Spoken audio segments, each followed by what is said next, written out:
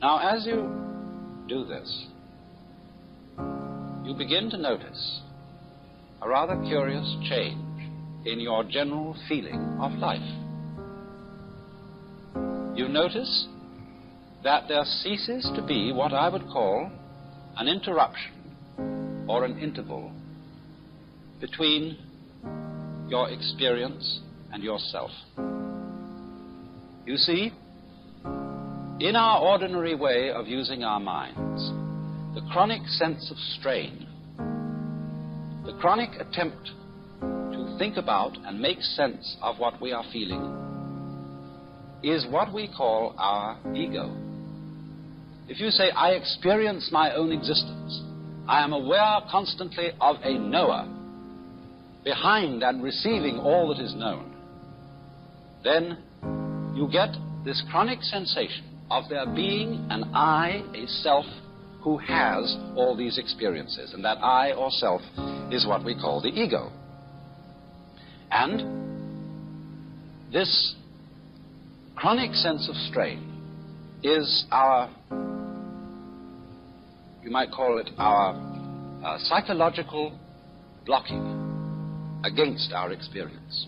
The thing that seems to divide us from an external world, from the whole universe. But when in this way the interval begins to diminish, we begin to experience our world as ourselves. There is no interval, there is no interruption between the knower and the known. Just as when we are completely absorbed listening to music or dancing to music, we are not aware of our separation from it. We go right with it. And so, in the same way, when the mind responds instantly to what the senses bring, it seems almost as if the mind and what it experiences were one and the same. Now, in a way, of course, this is actually true. We can understand this theoretically, but we don't ordinarily really feel it. For example, you know the old saying, if a tree falls in a forest with nobody listening to it, will there be any noise? Perhaps you know the limericks in which this problem is posed. There was a young man who said, God, I find it exceedingly odd that a tree, as a tree, simply ceases to be when there's no one around in the quad. And the answer was, young man, your astonishment's odd. I'm always around in the quad. So the tree, as a tree, never ceases to be since observed by yours faithfully, God. But this is a great philosophical puzzle for the Western world. Does what we know depend on there being a knower? Now, in a way, obviously, it does. Because when a tree falls in the forest, it certainly makes vibrations in the air. But those vibrations in the air do not become noise unless they vibrate an eardrum. So, in the same way, the light from the sun does not become light unless it falls on an eye, an eyeball. And two, we could say the external world is full of hard things. But nothing is hard except in relation to the soft surface of the human skin. Nothing is heavy except in relation to human muscles. So if there is not a human organism, the world does not appear to us at all as having any of the characteristics which we attach to an external world. In other words, we could say, the sun is light, but only because of eyes. Rocks are hard, but only because of soft fingers. Falling rocks are noisy, but only because of sensitive human ears. We cannot form any idea at all of what the world would be like without an observing mind. Even such things as duration, the span of time, depend upon the human mind to appreciate them. Space depends on a human mind to observe the world from a particular position and so know that there are things which are distant from it. Without this mind, there could not be any world that we could think about or conceive or imagine in any way whatsoever. And so this shows in a very clear way that our mind and the external world go together. They are inseparable differences. Taking a cigar which has two distinct ends, but you cannot separate those ends. If I would want to take one of these ends off and break the thing and throw it away, it would still have another end. There would still be two ends there. I could never get rid of the situation of it having two ends. So you see that although the two ends are different, there is just one object. And so in the same way, although there is a difference in a way between the knower and the known, between man and the world, nevertheless, these two go together, and they are fundamentally inseparable.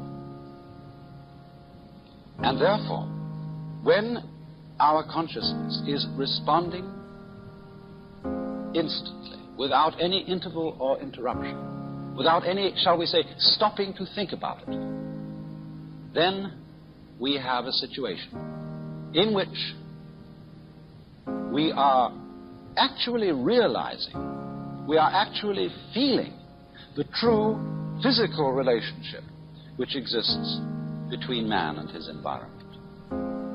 And this we could call the experience of oneness or unity with the universe, which is the function of meditation.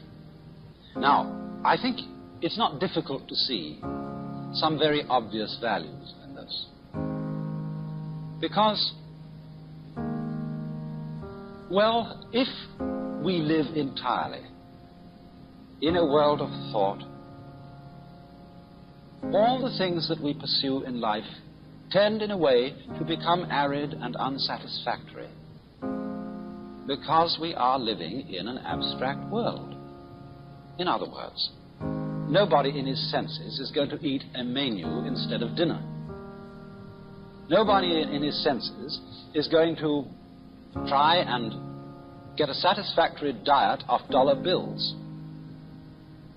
And yet, you see, dollar bills and menus stand in the same relation, on the one hand to wealth, on the other hand to dinner, the same relation in which thought stands to reality.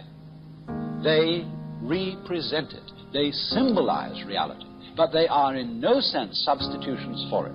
Yes, you can do a great deal of things if you have a lot of dollar bills, but unless you exchange those dollar bills into real concrete worth, they are of no value to you. And so in the same way, if we try to live in the world of pure thought, we begin to feel a strange, unsatisfactory quality to the world. And this living in pure thought is not something that is only done by, professors and intellectuals and thinking people. Perfectly ordinary people often live in the world of pure thought. As, for example, when we pursue certain goals in life, when we say, I want to be successful, I want to be happy, these are really abstractions.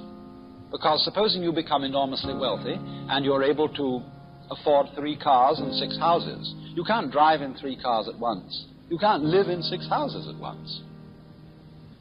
You have a symbol, which we call prestige, of your status. But that is an abstract symbol.